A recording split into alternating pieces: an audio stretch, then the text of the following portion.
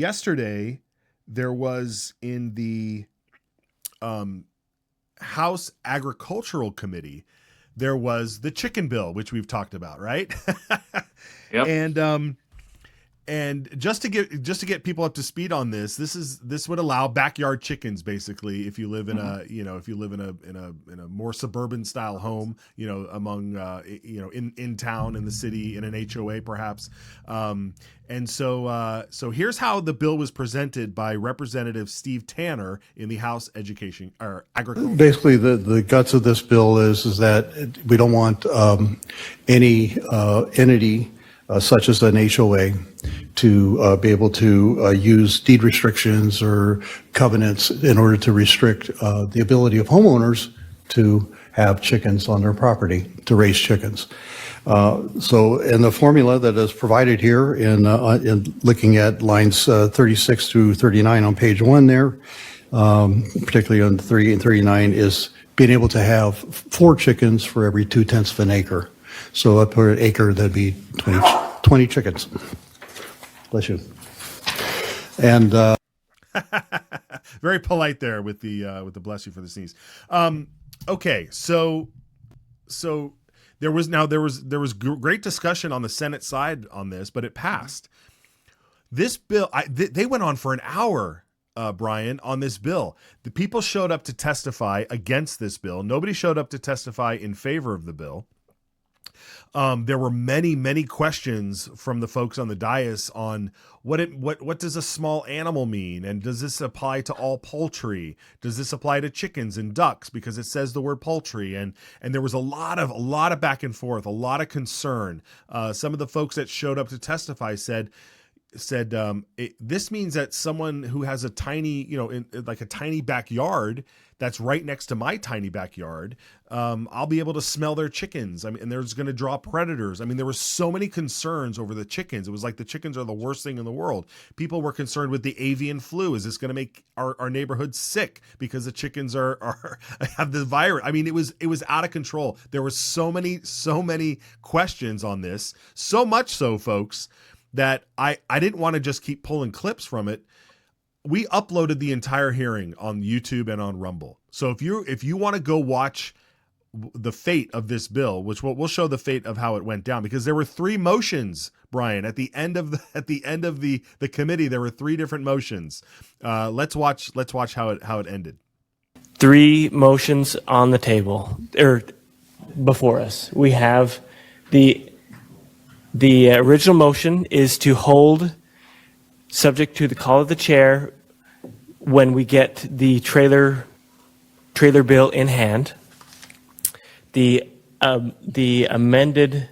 substitute motion is to send to general orders, and the amended substitute motion is to hold in committee.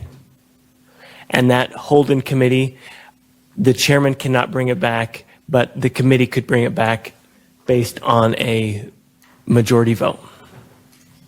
So, is there any more discussion on those motions? Okay. Now, this goes on for another 2 minutes, 3 minutes, because there's not that there's any discussions, but they go through and vote. And what they ended up doing, Brian, is they voted to hold it in committee, to table it, basically. And if a majority of the committee votes to bring it back to hear it again, that they can. So you also heard that there was a trailer bill coming along, and you do want to explain explain to everybody what tabling means, and then bringing it back from committee, and then what a trailer bill is. Well, to lay on the table is a parliamentary procedure. It's a motion you can make under Robert's rules, or Mason's rules, as the legislature uses, to essentially takes whatever it is you're considering and just put it aside. And then, in order to bring it back for consideration, the committee would have to vote on that.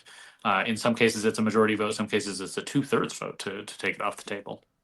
It's one of many ways you can use to avoid taking action on something. It's basically, you may as well call it laying it in the trash. It's pretty close to that. So that's what sometimes they do if they just want to not send it to the floor, but also don't even want to go to the vote to send it to the floor. They just lay it on the table instead. Trailer bill. sometimes a bill starts through the process and then the sponsors or someone realizes that it needs a little bit of tweaking, but instead of wanting to send it to the amending order or reintroduce it entirely, they instead just pass another bill that comes along behind it, so a trailer.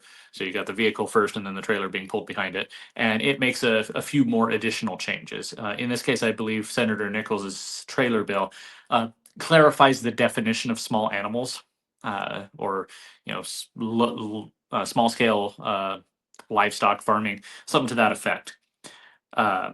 But the purpose is to either fix something in the original bill or clarify something that it's related to.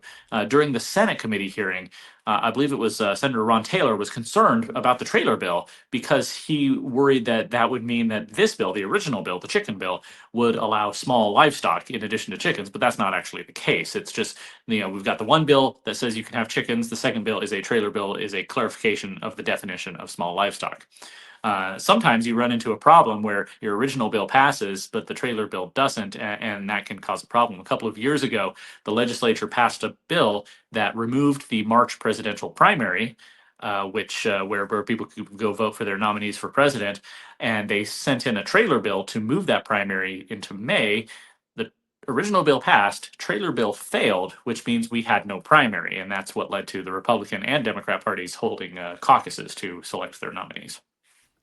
Yeah, I mean, it's a complicated business, folks. It's not as simple as just pass that bill and ban it or pass this bill and allow it. It's pretty wild. It's pretty wild. All of the things that you have to get. And when you have a group of, 35 on one side and 70 on the other and all these various committees, it can be harebrained. It can be crazy. Hopefully we'll have Representative Kyle Harris on after the House adjourns to kind of ask him about those very things, because he's a freshman this year. He's been watching the legislature before, and we want to know, how different is it now being inside the meat grinder, as it were. Real quickly, House Bill 243, it looks like it passes overwhelmingly in the House. Again, this is on deregulating, allowing daycares to move forward a little bit easier in the state. Looks like most of the Democrats, of course, are always against this, because that means that the state won't have their hands in the rearing of your children, which they hate.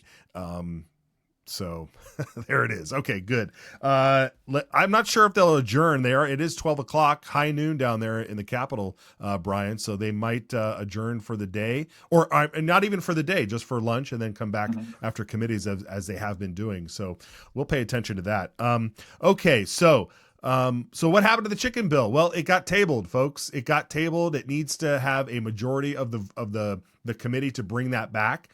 The trailer bill, we don't have to watch Tammy this morning, but she was in her committee this morning presenting that trailer bill on the chickens.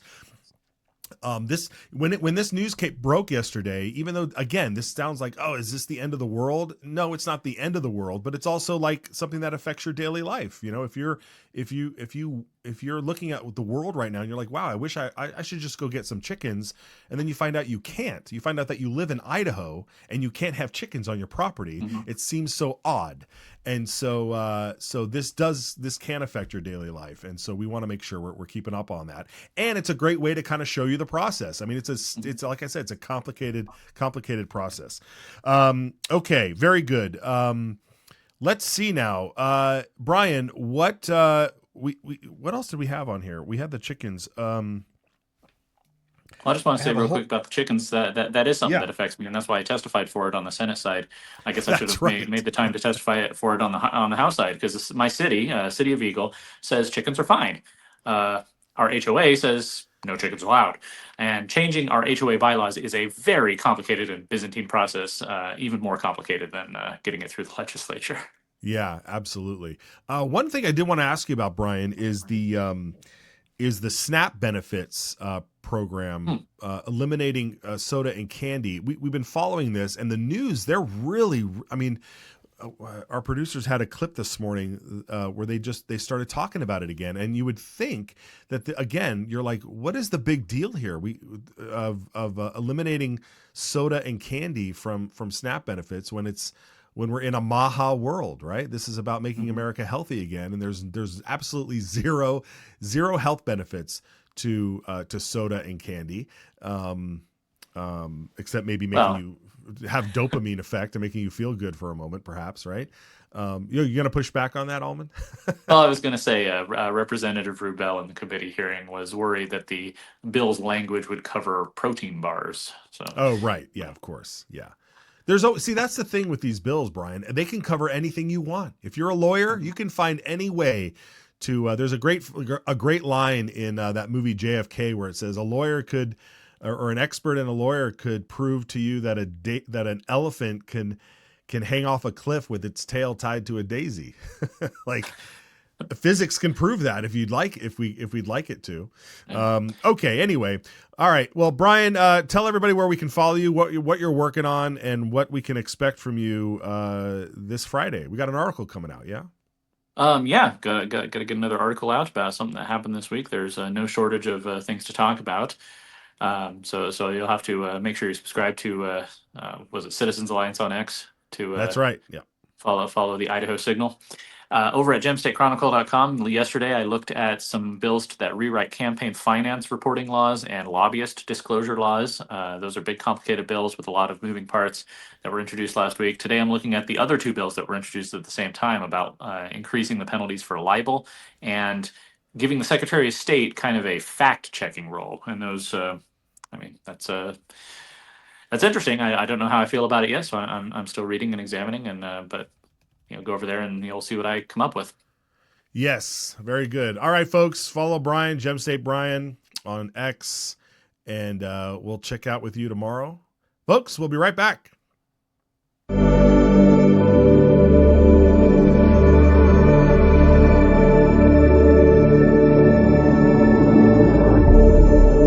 And that's exactly what happened. You want to pull the tape? You can pull the tape because we now got video.